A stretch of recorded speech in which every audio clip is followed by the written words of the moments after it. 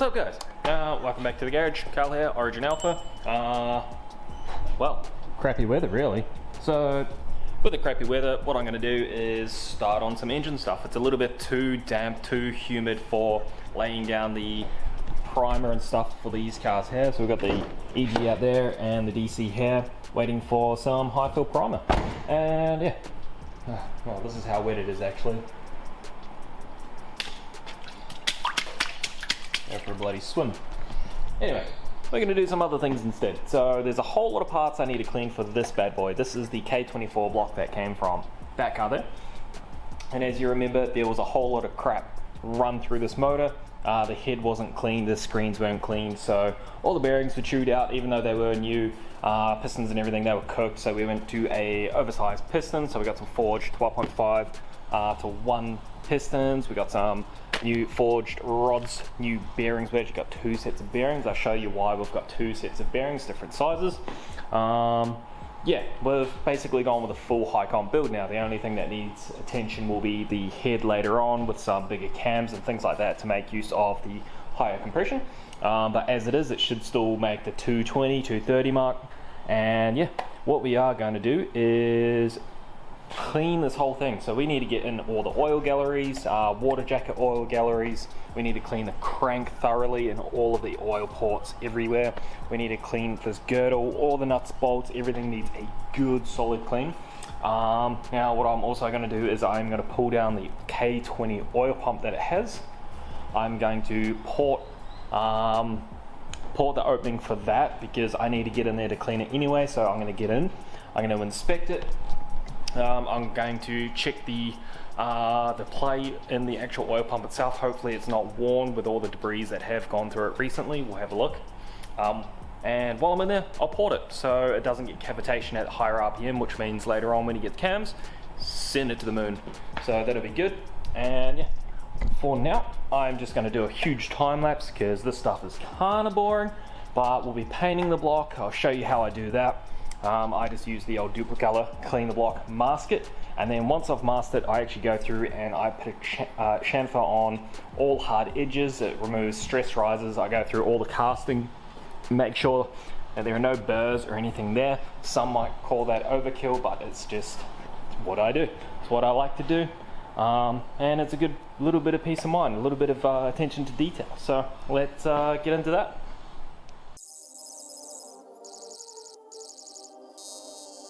Perfect.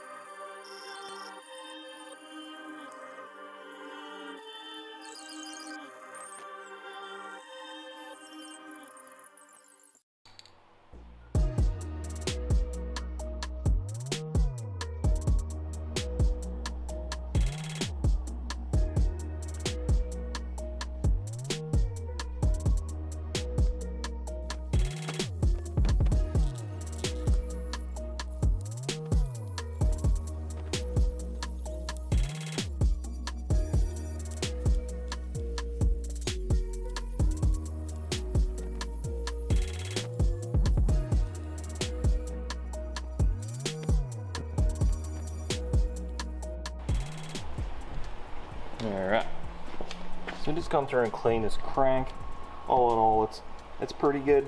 Threads and everything are good. There was a lot of built up red Loctite and stuff in there. In Australia we get like these paper wasp nests. I don't know where they are. There's none in here, surprisingly. Oh, actually, no, there might be.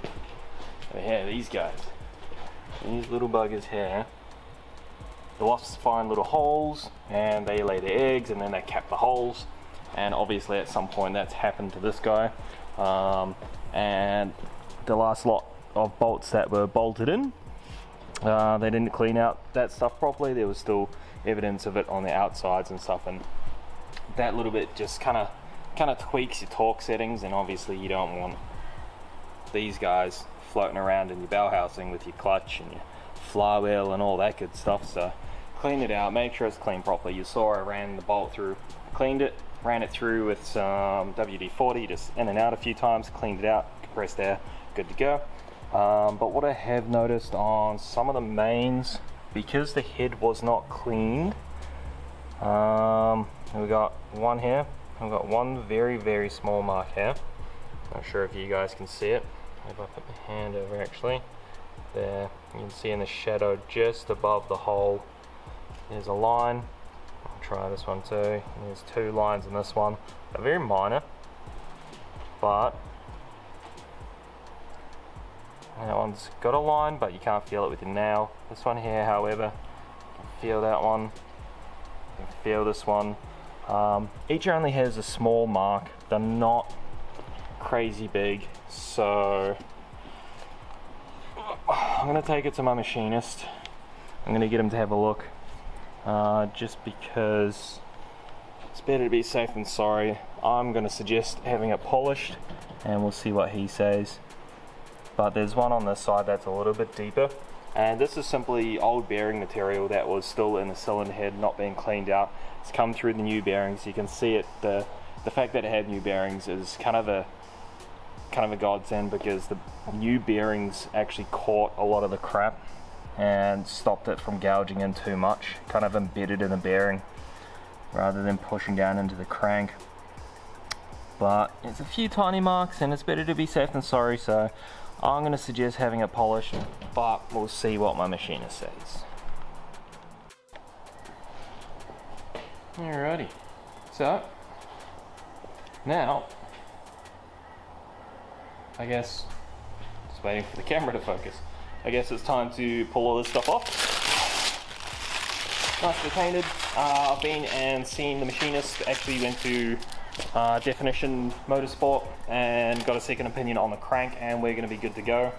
I was going to set it up today, measure, mix, and get the crank in today, but just given the temperature, it's a bit hot. The crank's actually still in the boot, so that's going to be, it'll be real toasty now. I'll wait until tomorrow morning. I'll set it up. So battery died.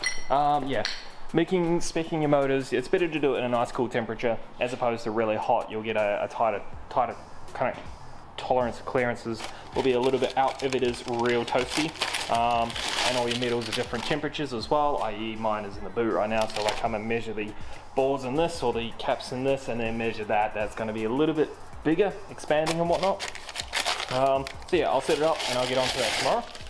But it's still work to be done, so what I'll do, while the paint is still curing and not way toasty, or way crispy, sorry, and dry, we'll pull all this tape off. You can see she comes out real nice and clean, nice sharp edges, and good to go. Oh, look at that.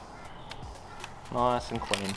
Now the reason I go to this length of masking and taping everything off like this is because these motors should stay serviceable, and I like to keep them like aesthetically pleasing as well. So what I mean by that is when we go and put a bolt in some of these and you tighten it down, if it is painted over, it will crush the paint and the paint will start flaking.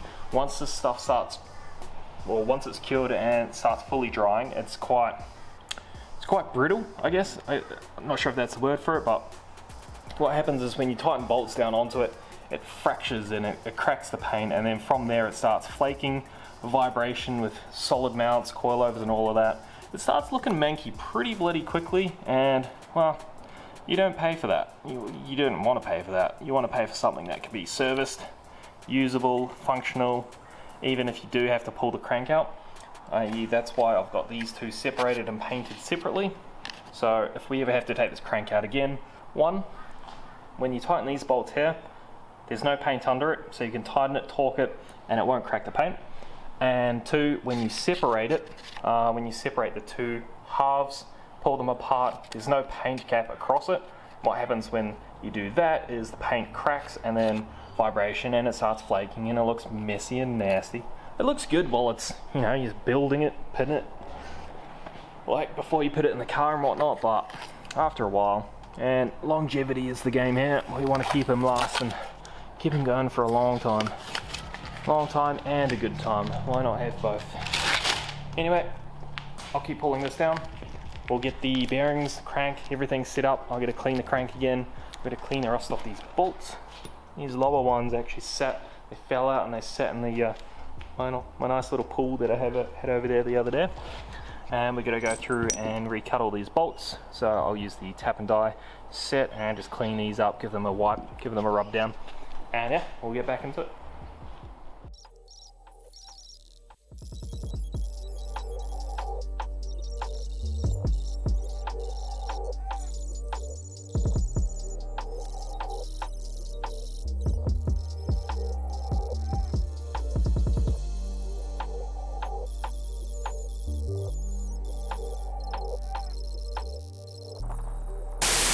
What is up, boys?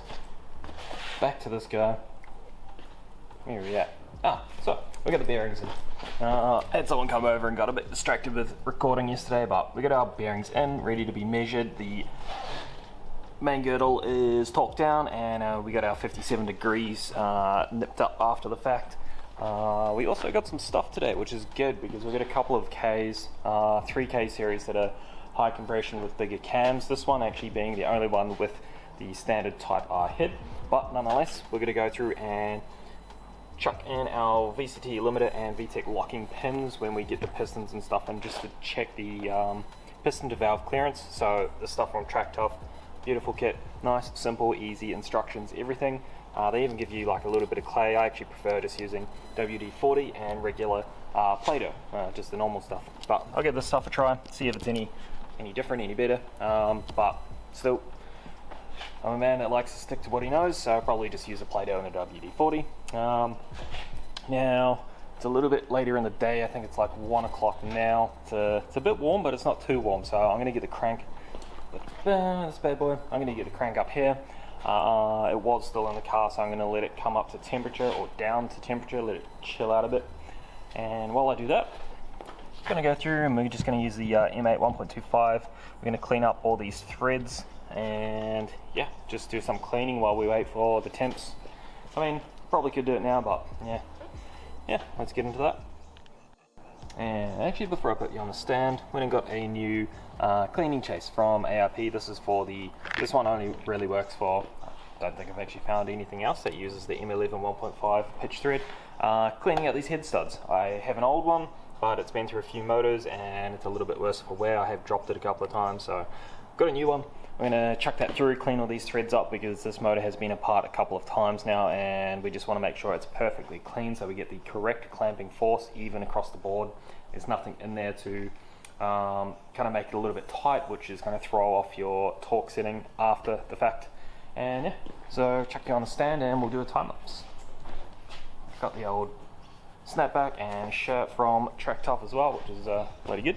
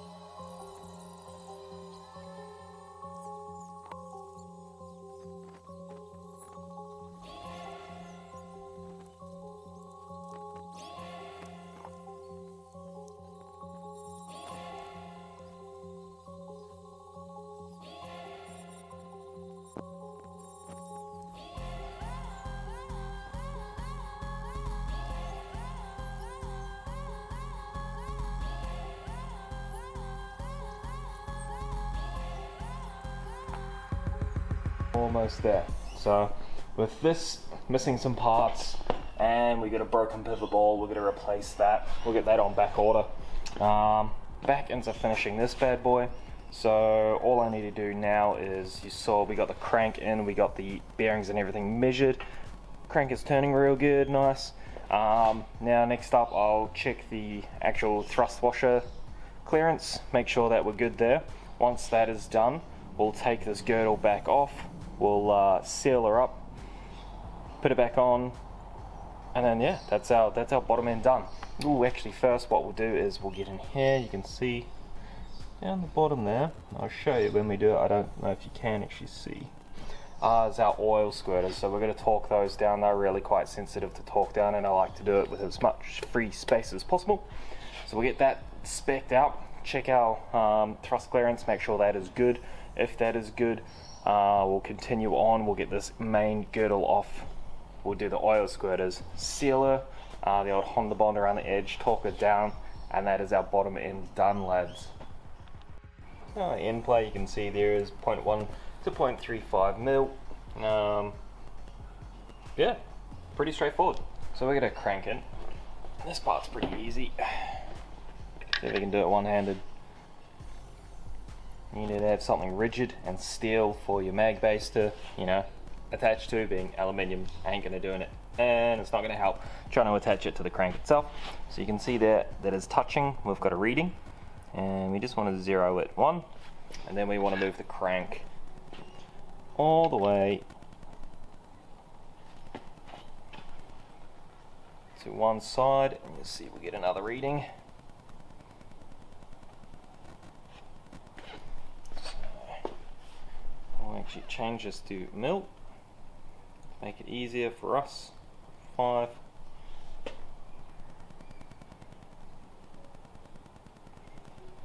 Do that again.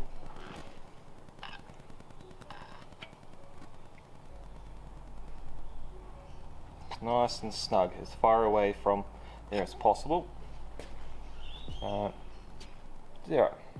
And now all we're going to do is move it back the other way and see how much play these brand new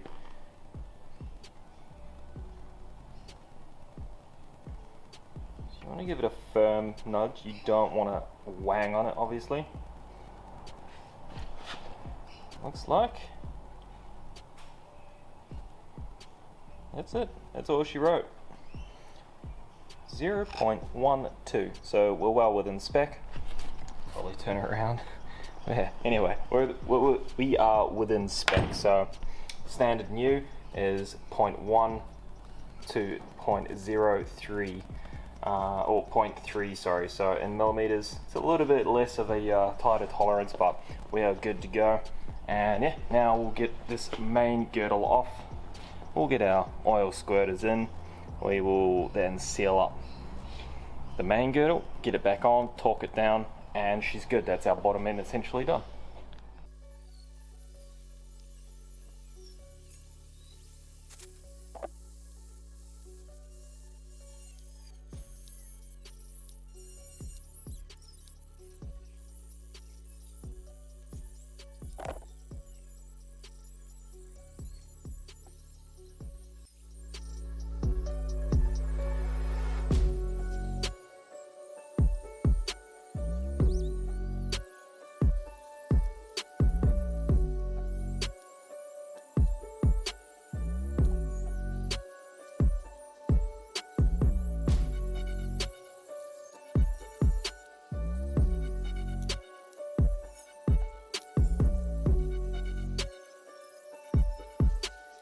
Alrighty boys, how good is that? A little bit of paint goes a long way. So, we got our crank in. Our oil clearances are good, our thrust is good, everything is clean, our oil squirters are in. That's pretty much it for this video. That's going to call it for this part. Our next part's going to be rods and pistons going in. Use stretch gauge, piston and wall clearance, oil clearances, all of that. That'll be the next lot, and then after that, that's when things really start to move a little bit quicker. Because everything just needs a clean, and you just slap it on, bolt it on, make sure it works, and yeah, you're good to go. So yeah, thank you for watching. Like, comment, subscribe. We'll get into the rest of this build in the next video.